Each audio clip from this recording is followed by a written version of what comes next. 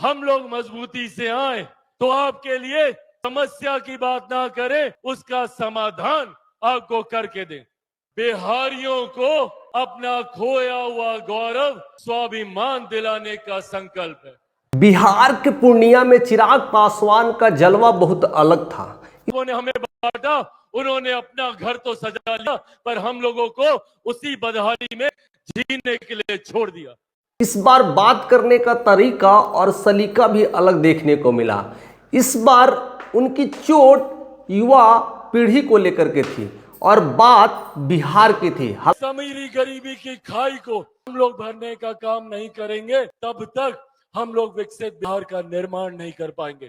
और बाकी वो बिहार की बात अक्सर करते दिखते हैं, बिहार फर्स्ट की नीतियों का नारा भी लगाते हैं, लेकिन इस बार बिहार की बदलाव की बात है, इस बार बिहार के परिदृश्य की बात है और ऐसी जगह चोट करते हुए नजर आते हैं जिसको हर बिहारी सोच कर करके दंग जरूर होगा। मैं किसी जाति की नहीं, किसी धर्म की नहीं, 14 करोड़ बिहारियों की बात करता हूं। वह हमेशा कहते हैं बिहार के लोग इतने आगे हैं, बिहार में डॉक्टर्स, इंजीनियर्स, बड़े बड़े पत्रकार, बड़े बड़े सीईओ, अच्छे अच्छे कंपनी के पोस्ट पर अगर कोई भी आसीन है तो बिहारी है। तो ऐसे में अगर बिहारी आगे तो बिहार इतना पीछे क्यों है? इसके पीछे की राजनीतिक एजेंडा क्या है? इसके पीछे का असली मकसद क्या है? इसी बातों की चर्चा कर करके वो युवाओं में ज़्यादा लोकप्रिय हो गए और बात भी बिल्कुल साफ है। बिल्कुल हमें इसी चीज़ों के लिए करना चाहिए। जिस तरह की राजनीति हो रही है, जिस तरह की प्रोपेगेंडा हो रहा है, उस चीज़ों से हटकर चिराग पासवान जब बात करते हैं तो युवाओं के दिल में इसीलिए जगह बनाते हैं। और आप सब जानते हैं कि अब बिहार में आने वाले दिनों में विधानसभा के चुनाव घोषित होने वाले हैं और ये विधानसभा के चुनाव निर्धारित करेंगे हम लोगों के आने वाले 5 साल का भविष्य। और लोग अक्सर अपनी जाति, अपनी वोट बैंकिंग, अपने लोगों को हिसाब से अगर बात करते हैं तो इसीलिए वह बाकी नेताओं से अलग हो जाते हैं। वह कहते हैं कि बिहार में अक्सर जो बड़े नेता हुए हैं, जो भी इससे पहले नेता हुए हैं, उनका मुख्य एजेंडा क्या रहा है? उनका जाति और धर्म में लोगों को बांटा है। बिहार में जिस जगह चले जाओ, जहां भी चले जाओ, वहां जाति की प्रक्रिया है जो कभी नहीं जाती। एक भेद है तो वो बस इतना, एक अमीर जो अमीर होता जा रहा है, दूसरा गरीब जो गरीब होता जा रहा है। हर गली चौक चौराहे पर आप भी अगर किसी भी स्टेट से होंगे, वहाँ भी होती है कि नहीं ये तो मुझे नहीं पता है, लेकिन बिहार में बहुत ज़्यादा होती है। आप बिहार के किसी भी जिले से हैं तो ज़रूर कमेंट करके बताइएगा कि क्या वहाँ से जाति को लेकर के क्या वोटिंग नहीं होती है या आप किस जात को सपोर्ट करते हैं। ये चीज़ें नहीं है, अगर है तो ज़रूर कमेंट करके बताइएगा। यही बातों को लेकर के चिराग पासवान कहते हैं कि बड़े बड़े नेताओं ने हमें जातियों के नाम पर भी खंडित कर दिया है, धर्म के नाम पे भी खंडित कर दिया है और हमें लड़ा लड़ा करके अपनी रोटियां सेकते हुए नजर आ रहे हैं। यानी वह बातों बातों में कई सारे नेताओं की वाट लगा देते हैं, डायरेक्टली तो नहीं बट इनडायरेक्टली बोलते हैं। कहते हैं कई सारे नेता ऐसे भी हैं जो MY समीकरण के आधार पर लोगों को जातियों में बांटा है, लोगों को धर्म के नाम पे बांटा है। उनका MY समीकरण का मुद्दा ही है मुस्लिम और यादव। इसका मतलब बिल्कुल साफ है, मुस्लिम और यादव क्यों करना है? इसी के नाम पर वो वोट और राजनीतिक रोटियां सेक रहे हैं और हम जैसे बिहारी पढ़े लिखे होने के बाद भी अनपढ़ वाली बातें कर रहे हैं। और बिल्कुल जायज बात है, वोट देना किसी के अधिकार का है, वो दे सकता है, दैट्स नॉट प्रॉब्लम्स। प्रॉब्लम्स इस बात का है कि हम जाति को वोट दे रहे हैं, प्रॉब्लम इस बात का है हम अपने धर्म के लोग। जरूरत है हमें सबको एक साथ लेकर, सबको एकजुट कर कर आगे बढ़ने की। को वोट दे रहे हैं, ऐसे में बिहार बदहाली नहीं सुधरती और बिहार की अगर परिदृश्य को बदलना है तो इस चीज़ों से उठना पड़ेगा। हमें वैसे लोगों को चुनना पड़ेगा जो युवाओं की बात करते हैं, जो महिलाओं की सशक्तिकरण की बात करते हैं, महिलाओं के उत्थान की बात करते हैं। और जिस तरह चिराग पासवान का MY समीकरण है उसमें करीब करीब यही चीज़ों को दिखाया गया है, इसी परिदृश्य को दिखाया गया है। वह दुशाद या पासवान की राजनीति करने नहीं आए, वो बता रहे हैं कि युवा बिहार फर्स्ट, बिहारी फर्स्ट की हमारे अगर बिहार में 37% अगर युवा है, युवा अगर चाह ले तो अपना घर परिवार सजा सकता है।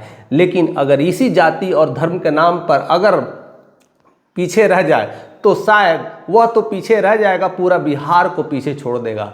तो कुछ ही लोग जो पढ़े लिखे हैं, बिहारी है, जो हर जगह राज कर रहे हैं, हर जगह हर कंपनी में देखो तो अच्छे अच्छे पोस्ट पर, यहाँ तक कि बिहार को छोड़ो इंडिया के लेटेस्ट जो पत्रकार हैं अच्छे अच्छे न्यूज़ चैनल पे, वहाँ भी बिहारी आसीन है। लेकिन बिहार पीछे रह जा रहा है, वो वहीं जा रहे हैं, वहीं रह जा रहे हैं, वहीं अपने परिदृश्य को बदल रहे हैं और बिहार को वैसे ही छोड़ के चले जा रहे हैं। किसानों की आए दिन प्रॉब्लम्स, भूखमरी, बाढ़ से समस्याएं और उसको लेकर के पलायन, इस सारी बातों का परिदृश्य यही दिखाता है कि बिहार कैसे बदलेगा। बिहार को विकसित अगर करना है, विकसित राज्य बनाना है तो युवा को एक होना पड़ेगा। केवल युवा को केवल बस वोट देने के लिए नहीं बना है, केवल युवा केवल पढ़ने के लिए नहीं बना है। युवाओं को पहले एक होकर के अपने परिदृश्य के लिए लड़ना होगा, अपने बिहार के लिए लड़ना पड़ेगा, अपने माटी के लिए लड़ने पड़ेगा।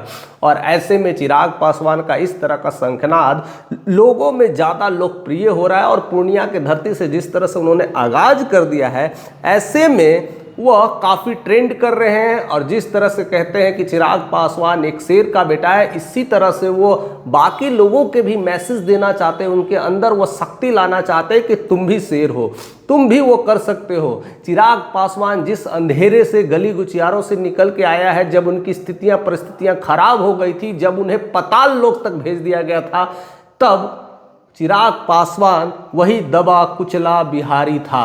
लेकिन उन्होंने परिदृश्य को बदला, वो शेर का बेटा है उसे बताया। और इसी तरह से बिहार के लोगों को यह बताना पड़ेगा। यह बात है कि आज एक ऐसे दिन हम लोग इस कार्यक्रम का आयोजन कर रहे हैं, प्रूव करना पड़ेगा।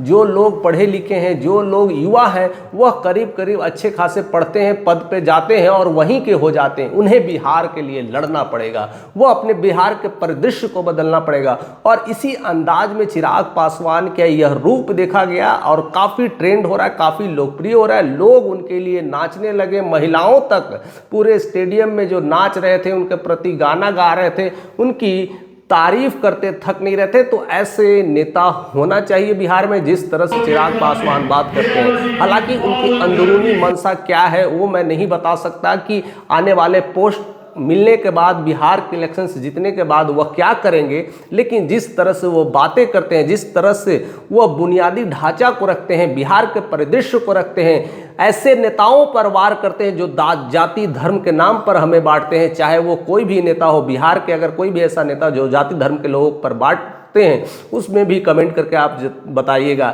ऐसे सिर्फ बिहार के नेता ही नहीं है, हर जगह ये चीज़ें पाई जाती है और लोग जाति और धर्म के नाम पर वोट ले लेते हैं और लोगों को उन्हें कुछ पैसे या दाल चावल गेहूं के नाम पर उन्हें वहीं पर सिलटा देते हैं। और ऐसा एक और वार करते हुए नजर आए। वो कहते हैं कि बड़े बड़े जो नेता हैं, जो हम पे राज करते, वो चाहते हैं कि बिहार के लोग पढ़े नहीं, अगर पढ़ेंगे तो सवाल करेंगे, सवाल करेंगे तो जवाब नहीं दे पाएंगे, तो हमारी सल्तनत पूरी तरह से खारिज हो जाएगी। तो वो चाहते हैं कि आप पढ़े लिखे नहीं, और हम युवा इसी के लिए तो लड़ना है, इसी के लिए तो संघर्ष करना है। और ऐसे में वो काफ़ी ट्रेंड कर रहे हैं, ऐसे में वो काफ़ी लोकप्रिय हो रहे हैं। पूर्णिया के धरती से जिस तरह से आगाज लगाए हैं, आने वाले समय में हर जिले में उनकी मांग, उनकी चर्चा हो रही है। और ऐसे परिदृश्य को, बिहार को बदलने के लिए अगर वह इसी तरह से कदम रखेंगे तो भला ही इलेक्शंस जीते या ना जीते, युवाओं के दिल में यह मैसेज डाल दे कि वोट उन्हीं नेता को दो जो आपके लिए काम करता है, जो कि जाति और धर्म पर आपको बांटता नहीं है। ऐसे में बिहार बदलेगा। फिलहाल आप अपना कमेंट करके ज़रूर अपने बातों को साझा करिएगा, हम तक पहुंचाइएगा। चैनल पे नए हैं तो सब्सक्राइब करके जाइएगा।